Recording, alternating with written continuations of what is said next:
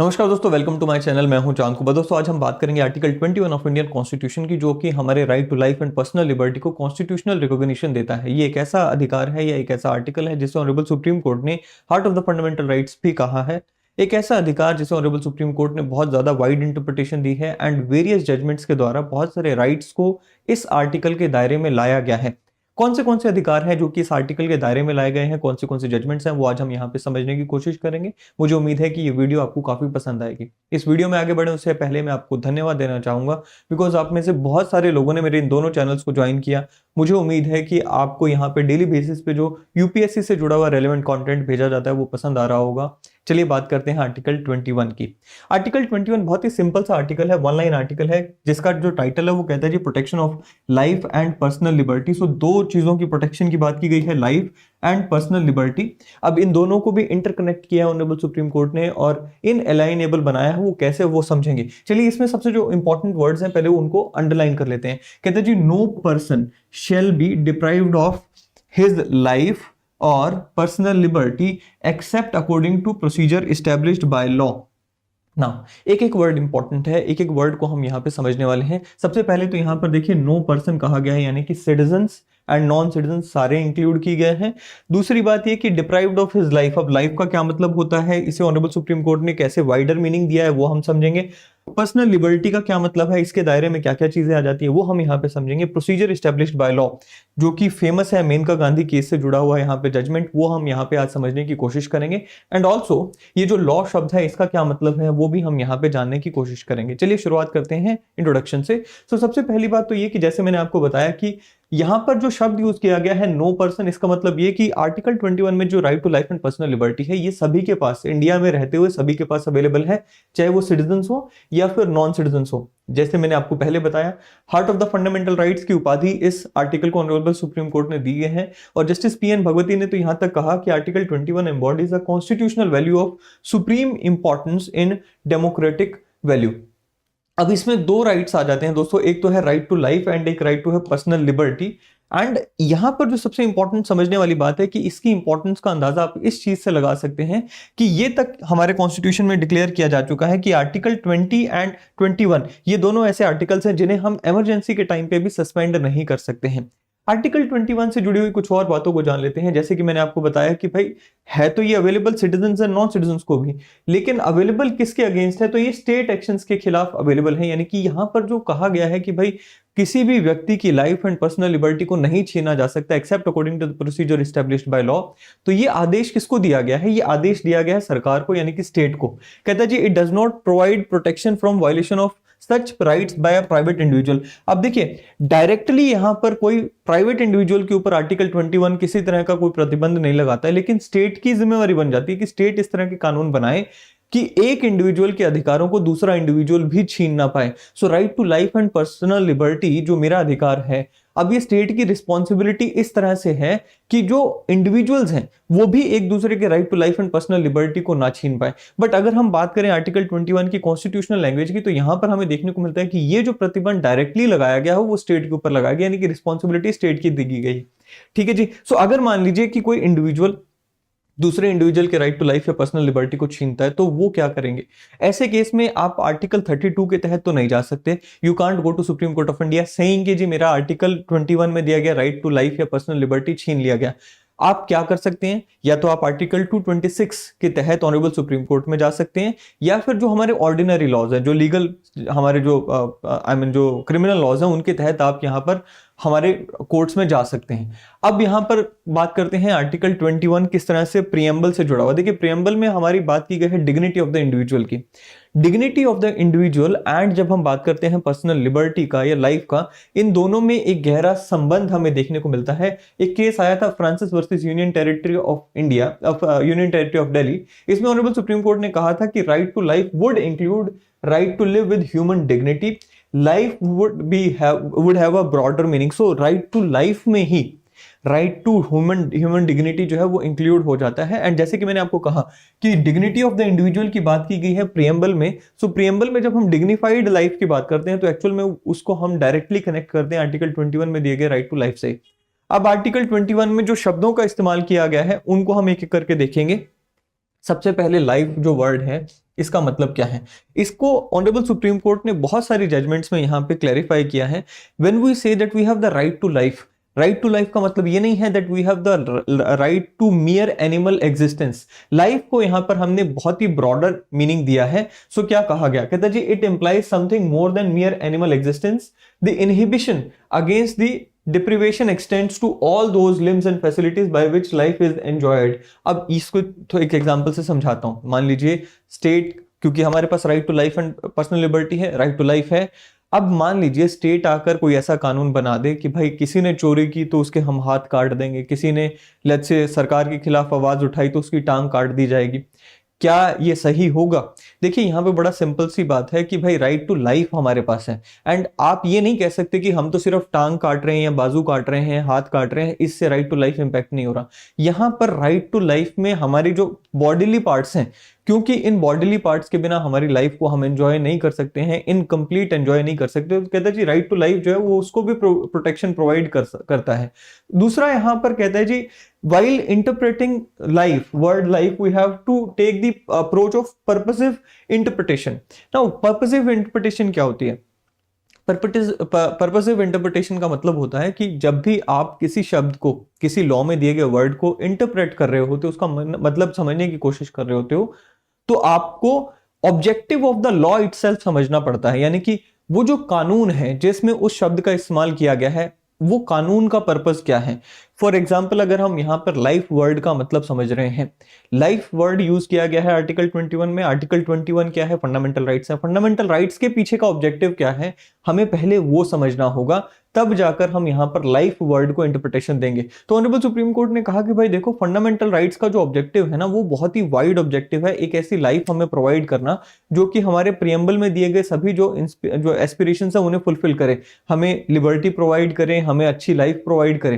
तो अब यहां पर जो है, अगर हम फंडामेंटल राइट्स को इंटरप्रेट करते हैं या फंडामेंटल राइट्स के ऑब्जेक्टिव के हिसाब से हम लाइफ वर्ड को इंटरप्रेट करते हैं, तो उसके हिसाब से हमें लाइफ शब्द को एक बहुत ही वाइड मीनिंग देना होगा। हम नैरो मीनिंग से यहां पे नहीं चल सकते कि भाई मियर एनिमल एग्जिस्टेंस है तो वो राइट टू लाइफ है, ऐसा नहीं। हमें एक डिग्निफाइड लाइफ की यहां पे बात करनी होगी। कहता है जी life can not be seen in a stringent manner that is the person remaining alive and merely breathing. ये हम इंटरप्रिटेशन नहीं ले सकते हैं लाइफ शब्द की। मेनका गांधी केस में भी यहां पे कहा था ऑनरेबल सुप्रीम कोर्ट ने कि life does not mean मियर animal existence alone but includes every aspect that makes life meaningful and livable। तो लाइफ को हमारी जो लिवेबल बनाती हैं चीजें, वो भी राइट टू लाइफ में आ जाएंगी। अगर हमसे वो छीनी जाएंगी तो वो भी हमारा राइट टू लाइफ का हनन होगा। अब आप कहोगे जी मियर एनिमल एग्जिस्टेंस में एंड लिवेबल लाइफ में क्या डिफरेंस है, कौन सी चीजें आ जाती हैं? तो मैंने आपसे अभी जैसे स्टार्टिंग में कहा कि देखिए बहुत सारे अधिकार हैं जो कि आर्टिकल 21 के दायरे में लाए गए, जैसे राइट टू प्रिवेसी है, राइट टू लाइवलीहुड है, राइट टू शेल्टर है, वो हम अभी देखेंगे। वो सारे के सारे ऐसे अधिकार हैं जो कि हमारी लाइफ को जीने लायक बनाते हैं, तो वो सारी चीजें हमारे राइट टू लाइफ में आ जाएंगी। तो लाइफ जो शब्द है उसको हमने ब्रॉडर मीनिंग दिया है, इसीलिए मैंने कहा कि डिग्निफाइड लाइफ की बात की गई है जब हम लाइफ शब्द को इंटरप्रेट करते हैं। अब डिग्निफाइड लाइफ मींस क्या होता है? कहता है जी anything and everything which goes together with the dignity of the individual and shall be guaranteed under article 21 within the broad implication of the word life. So dignified life की यहां पे हमने बात की। अब दूसरा जो शब्द है that is personal liberty. Personal liberty का मतलब क्या है? कहता जी इसको भी हमें वाइडेस्ट एम्पलीट्यूड देना होगा एंड बहुत सारे अधिकार इसके दायरे में आ जाएंगे। कौन से अधिकार इसके दायरे में आएंगे? देखिए कुछ एग्जांपल्स मैंने यहां पे लिखे, जैसे फ्री एंड स्पीडी ट्रायल हो गया, नीड फॉर लीगल एड हो गया, रीजनेबल सर्कमस्टांसेस हो गया, फ्रीडम फ्रॉम हैंड कफिंग हो गया, राइट टू ट्रेवल अब्रोड हो गया, right to travel within the country हो गया। अब एक और मेनका गांधी केस को जब हम डिस्कस करेंगे उसमें एक और इशू उठा था कि जैसे राइट टू हमारा जो फ्रीडम्स दिए गया है आर्टिकल 19 में एंड आर्टिकल 21 में जो राइट टू लाइफ है, क्या ये म्यूचुअली एक्सक्लूसिव है या फिर म्यूचुअली इंक्लूसिव है? यानी कि अगर मेरा राइट टू लाइफ छिन रहा है, क्या आर्टिकल 19 में दिए गए अधिकार भी उससे छीनते हैं, या फिर आर्टिकल 19 में दिए गए मान लीजिए फ्रीडम्स मेरे छीने जाते हैं तो क्या उससे मेरे आर्टिकल 21 में दिए गए राइट टू पर्सनल लिबर्टी पे असर पड़ेगा?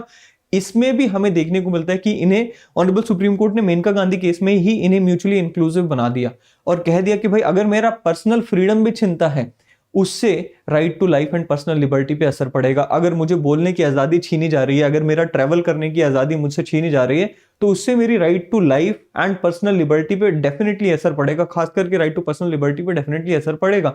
सो यहां पर हमें देखने को मिलता है कि इतना वाइड दायरा बना दिया गया ऑनरेबल सुप्रीम कोर्ट के द्वारा कि आर्टिकल 14 या आर्टिकल 19 में जो दिए गए मेरे अधिकार हैं, अगर वो भी मुझसे छीने जाते हैं तो आर्टिकल 21 में जो दिया गया अधिकार है ऑटोमेटिकली वो मेरा छिन जाता है। सो इतना ज्यादा वाइड एम्पलीट्यूड यहां पे दिया गया है।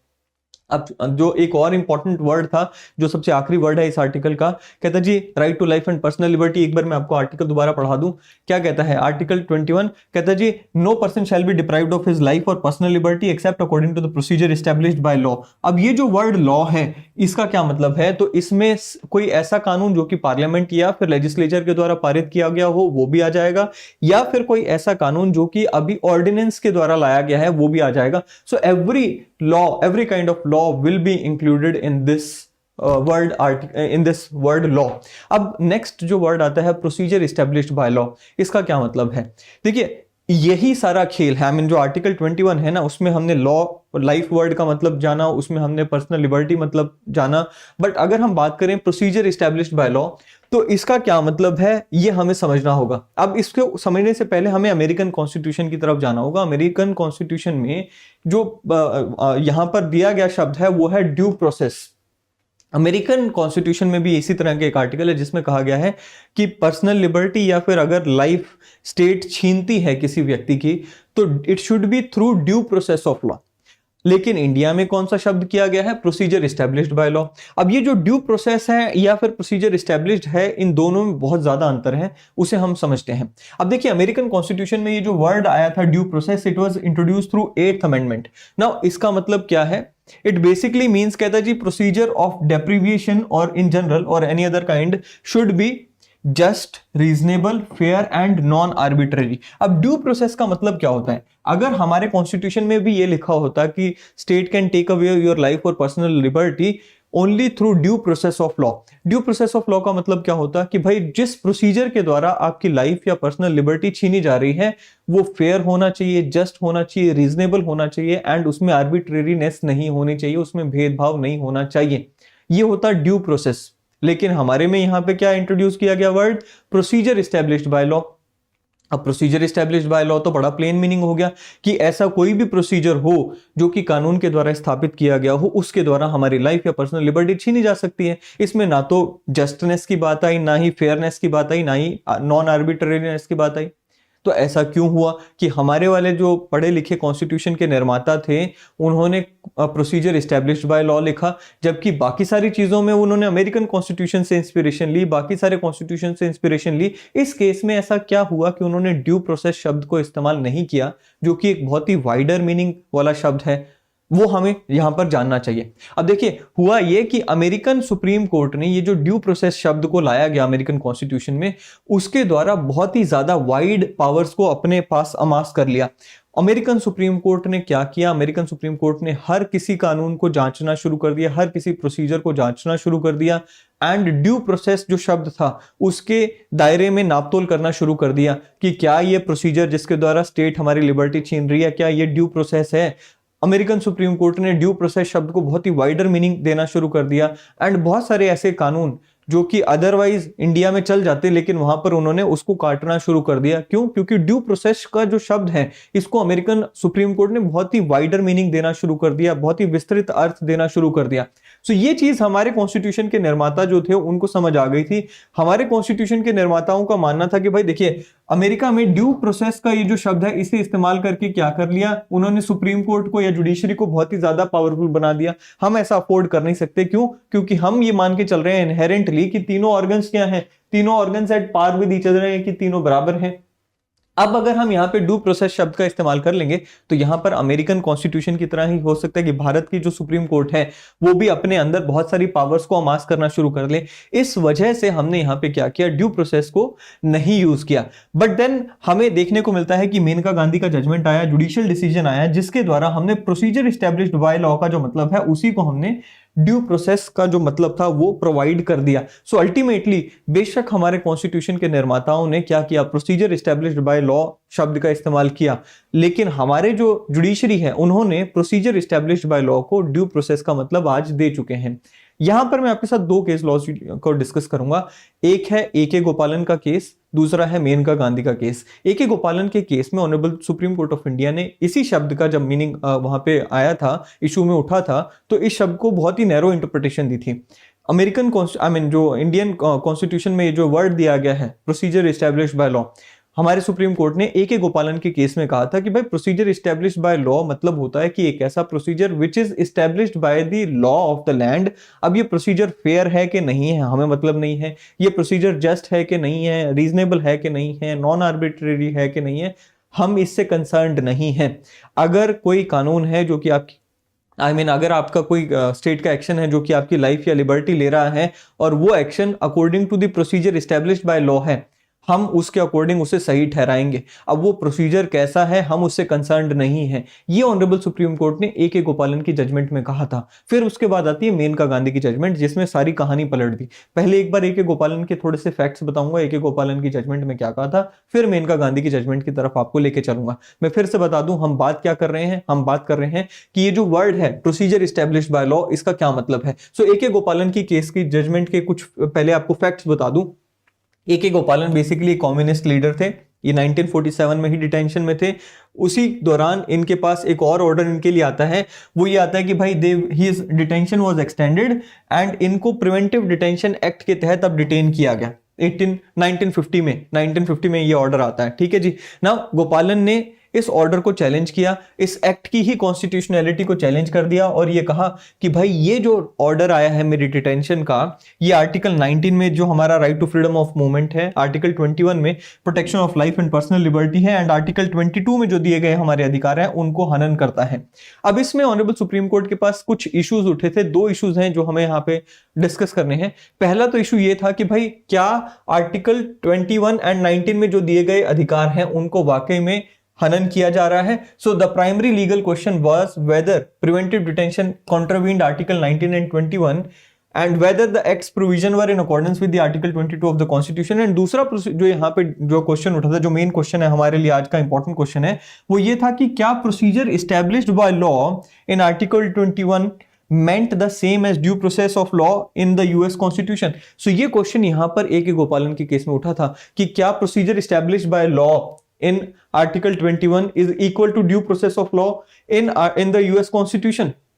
ऑनरेबल सुप्रीम कोर्ट ने इस केस में बड़ी नैरो इंटरप्रिटेशन दी थी और यहां पर यह कहा गया कि देखो procedure established by law in Indian constitution जो है ना, it is not same as the due process of law in the US constitution. कहा गया कि the procedure established by law does not have to be fair, does not have to be reasonable as long as it is enacted by the state। So कोई भी procedure जिसे state ने enact कर दिया, फर्क नहीं पड़ता वो रीजनेबल है कि नहीं है, फेयर है कि नहीं है, बस ये प्रोसीजर होना चाहिए enacted by the state. We will not go into the merits, right. So वहां पर इन्होंने ऑनरेबल सुप्रीम कोर्ट ने क्या कहा कि प्रोसीजर एस्टैब्लिश होना चाहिए, भाई ड्यूनेस का मतलब नहीं है।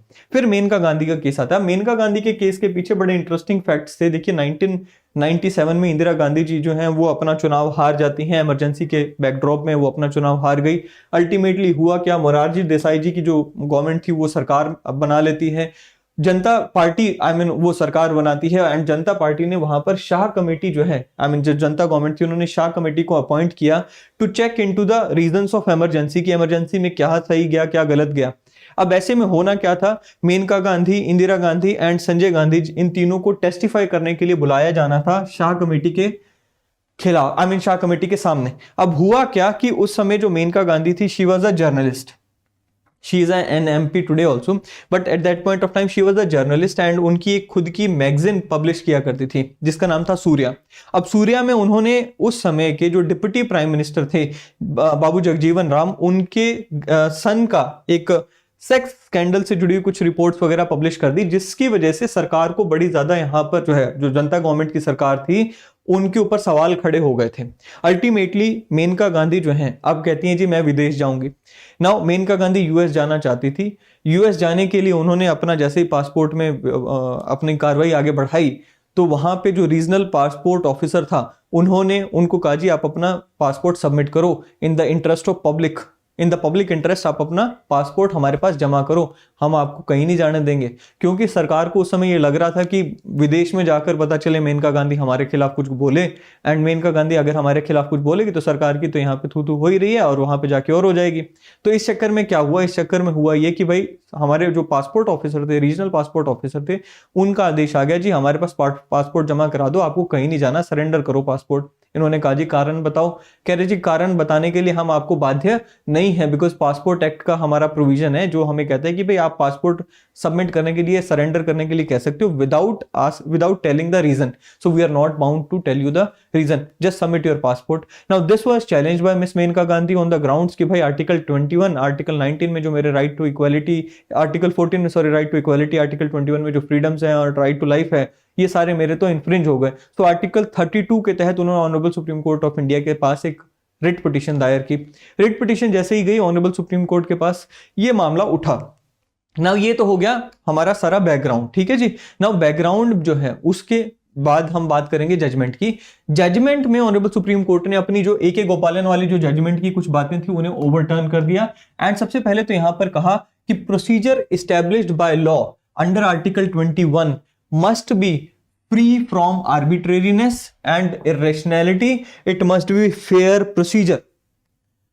सिर्फ ये कह दिया जी जो प्रोसीजर एस्टैब्लिश्ड बाय लॉ है आर्टिकल 21 में, ये फेयर होना चाहिए, ये नॉन आर्बिट्रेरी होना चाहिए, इट मस्ट बी रीजनेबल। दूसरा यहां पे कहा गया कि जस्टिस पीएन भगवती ने ये कहा कि भाई नेक्स्ट जो इंसिडेंस अगर कोई ऐसा होता है, यानी कि नेक्स्ट टाइम अगर किसी का पासपोर्ट कन्फिस्केट किया जाता है, किसी के पासपोर्ट को सरेंडर करने के लिए कहा जाता है, तो वहां पर जो है you have to give reason that must be just, fair and reasonable.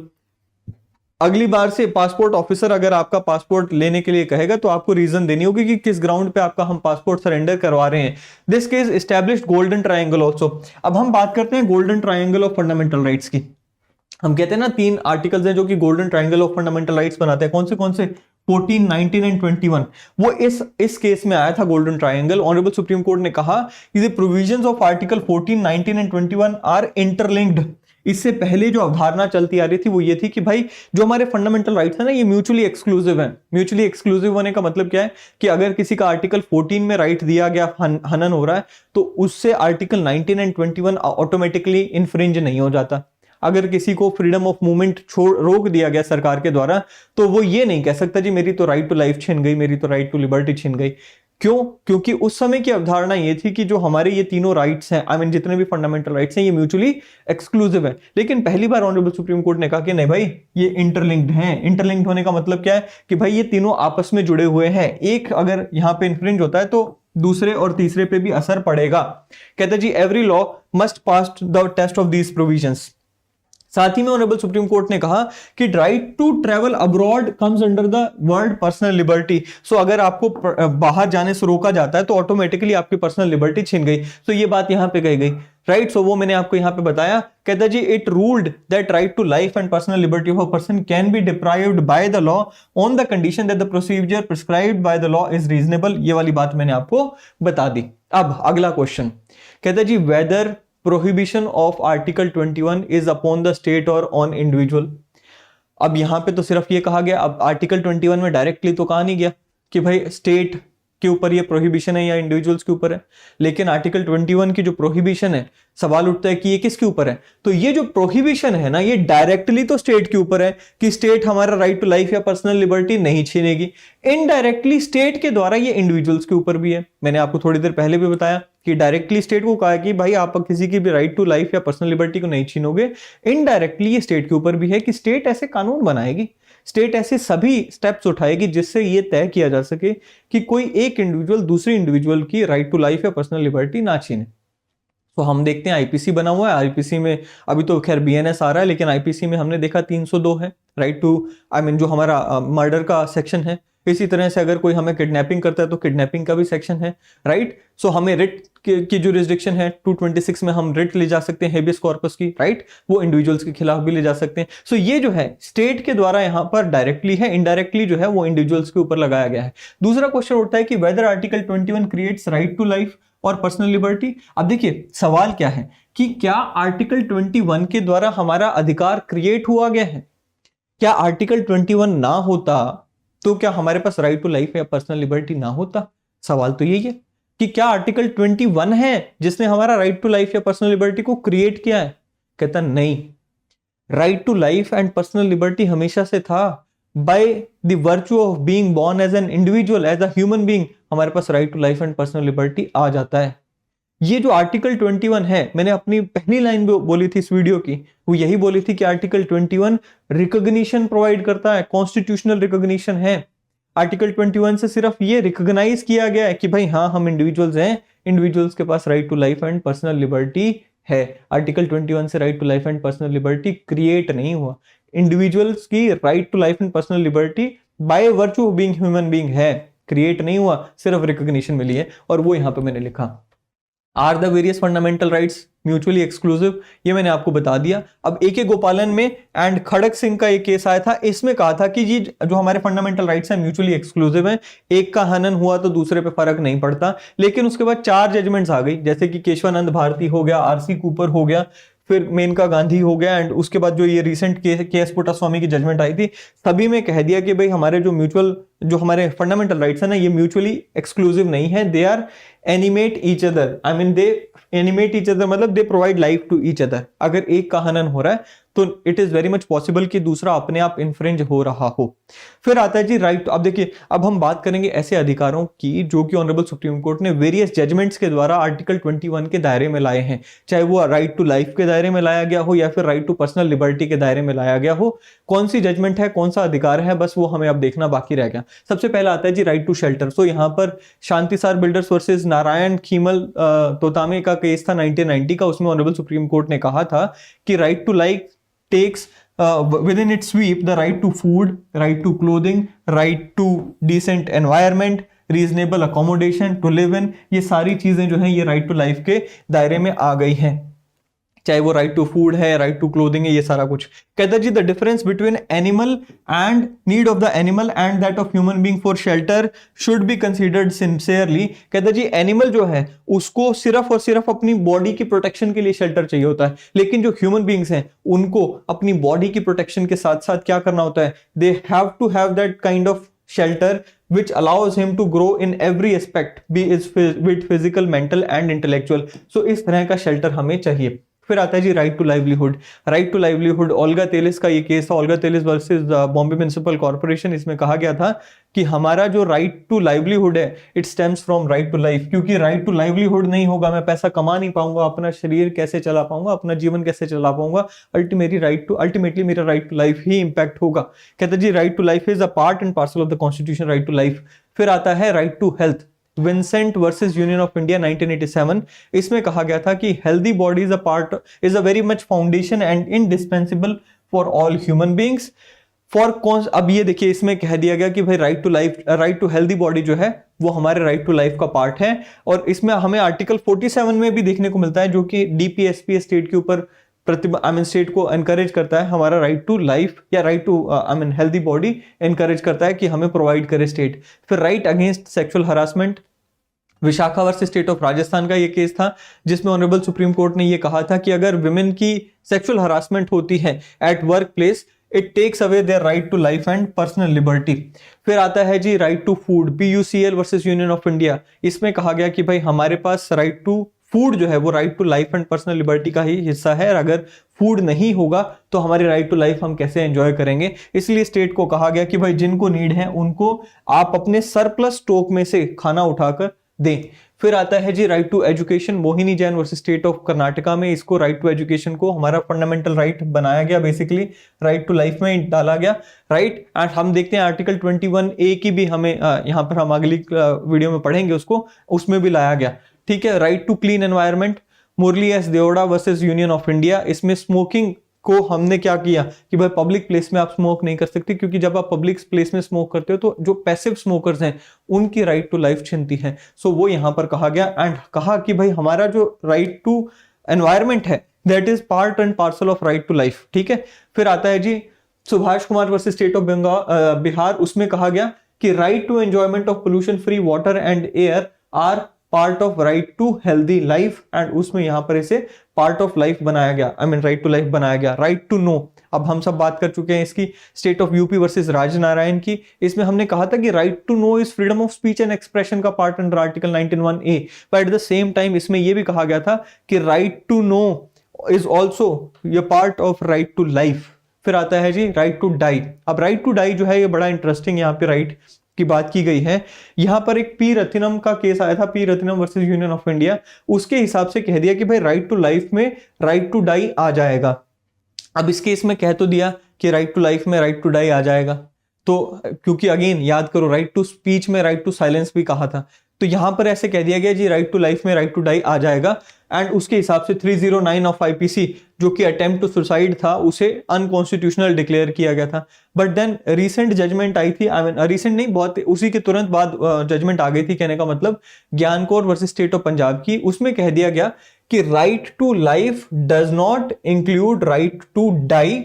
It further held that 309 of IPC is not violative of Article 29. So ये कह दिया गया कि भाई राइट टू लाइफ का आपके पास अधिकार है, मरने का अधिकार आपके पास नहीं है। तो आपको जो ये सुसाइड का अटेम्प्ट है इन्होंने इलीगल डिक्लेयर कर दिया था। राइट टू स्पीडी ट्रायल, अब देखिए common cause registered society versus Union of India, इसमें कहा गया कि जो कोर्ट्स हैं, सबऑर्डिनेट कोर्ट्स हैं, उन्हें जो अपनी प्रोसीडिंग्स हैं उन्हें जल्दी करना चाहिए, बिकॉज हमारे लोग हैं उनके पास स्पीडी ट्रायल का जो अधिकार है वो राइट टू लाइफ का ही हिस्सा है। अगर स्पीडी ट्रायल नहीं मिलता है अंडर ट्रायल्स को तो उनकी राइट टू लाइफ हनन हो रही है। फिर आता है जी KS Puttaswamy versus Union of India, हम सब जानते हैं बड़ी famous judgment. Right to privacy को डिक्लेयर किया गया था ऑनरेबल सुप्रीम कोर्ट ने fundamental right under the garb of article 21। So article 21 के तहत ही कहा था कि भाई right to life and personal liberty में राइट टू प्रिवेसी आ जाएगा, एंड ये यहां पर हमें देखने को मिलता है। अब हम बात करते हैं आर्टिकल 21 को कंक्लूड करते हैं। तो ये है जी आर्टिकल 21। आर्टिकल 21 के दायरे में और भी बहुत सारे राइट्स जो हैं आ चुके हैं। जो आर्टिकल 19 में हमने देखा था कि फ्रीडम के दायरे में बहुत सारे अधिकार थे, अब उसी तरह से आर्टिकल 21 के दायरे में भी आ चुके हैं। एक दो चीजें इंपॉर्टेंट जो थी वो रिवाइज करवा देता हूं। पहली तो ये कि भाई गोल्डन ट्रायंगल का जो प्रिंसिपल है तीनों आर्टिकल्स का वो यहां से निकल कर आया। दूसरा ये कि आर्टिकल जो हमारे फंडामेंटल राइट्स हैं वो म्यूचुअली इंक्लूसिव है, एक्सक्लूसिव नहीं है, वो यहाँ पे निकल कर आया। Right to life and right to personal liberty को बहुत बड़ा जो दायरा दिया गया वो इसी जजमेंट्स में, इन्हीं जजमेंट्स में हमें देखने को मिला। सो ये जी हमारा आर्टिकल 21। मुझे उम्मीद है कि वीडियो आपको पसंद आएगी। वीडियो पसंद आए तो इसे लाइक करें, शेयर करना ना भूलें, चैनल को सब्सक्राइब करना ना भूलें। अगले सेशन में फिर मुलाकात होगी। Till then thank you and have a great day ahead.